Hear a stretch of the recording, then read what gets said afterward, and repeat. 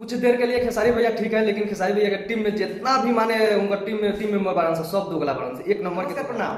तो लोग के बतला दी कि भैया अभी एगो विवाद खत्म ना भइल, पहले दूसरा विवाद चालू हो गई। जी हाँ, और लोग बतला दी कि कुछ दिन पहले राजीव शर्मा के लेके विवाद चलत रहा। जैसे राजीव शर्मा पावर स्टार पवन सिंह के साथ एगो फोटो खिंचवा लेनी, वो के लेके विवाद चलत रहा। और राजीव शर्मा अपना फेसबुक पेज पर पोस्ट करे रही कि खेसारी के टीम से मेरा कोई रिश्ता नहीं है। तो रउआ सबके वीडियो में पूरा जानकारी दें, वीडियो में बन रही। और अगर हमारा वीडियो बनाया बनी तो वीडियो को लाइक और चैनल को सब्सक्राइब जरूर कर दें। बात आगे रउआ सबके बतला दी कि आखिर राजीव शर्मा अपना फेसबुक पेज पर ऐसा पोस्ट काहे कैलन कि खेसारी के टीम से मेरा कोई रिश्ता नहीं।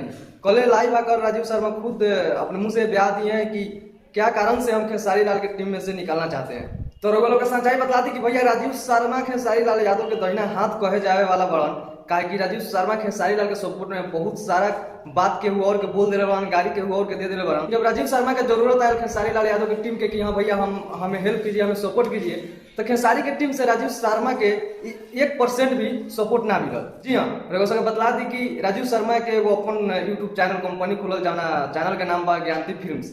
ऊपर एगो टुनटुन लाल यादव के गाना राजीव शर्मा लेके अलन। ओकरा बाद राजीव शर्मा सपोर्ट मांगलन खेसारी लाल यादव की टीम से कि भैया हम भी आपका टीम के मेंबर हैं, मेरे गाना के हमारे प्रमोशन आप कर दीजिए। लेकिन लोगों से बतला दी कि राजीव शर्मा भैया के नाम ना धैले बना। राजीव शर्मा इतना कहलन कि खेसारी के टीम में से कोई अगर हमारा गाना के प्रमोशन कैलक तो कोई दूसरा आदमी डिलीट करवा देलक। तो वो का वजह से राजीव शर्मा नाराज बड़े भैया। तो राजीव शर्मा नाराज हो गए भैया, जब मान लिए उनका यही कहना है कि जब आप मेरा सपोर्ट नहीं कीजिएगा तो हम भी आपको सपोर्ट नहीं करेंगे।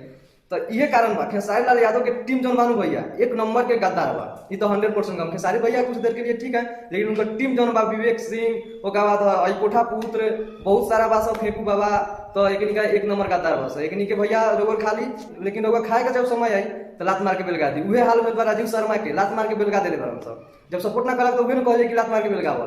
तो जब लात मार के खेसारी के टीम से बेलगावल गई भैया, पावर स्टार पवन सिंह के शरण में जाके राजीव शर्मा के लिए कि भैया हम सपोर्ट करी। तो ऐसा कोनो बात नहीं कि पावर स्टार पवन सिंह के दिल दरिया है भैया, केकरो के छोट बड़ ना कहलन, सबके अपन एक जैसा मान के परिवार जैसा मान के चललन। तो राजीव शर्मा के गले लगैलन और भैया फुल सपोर्ट पवन भैया के तरफ से मिलल।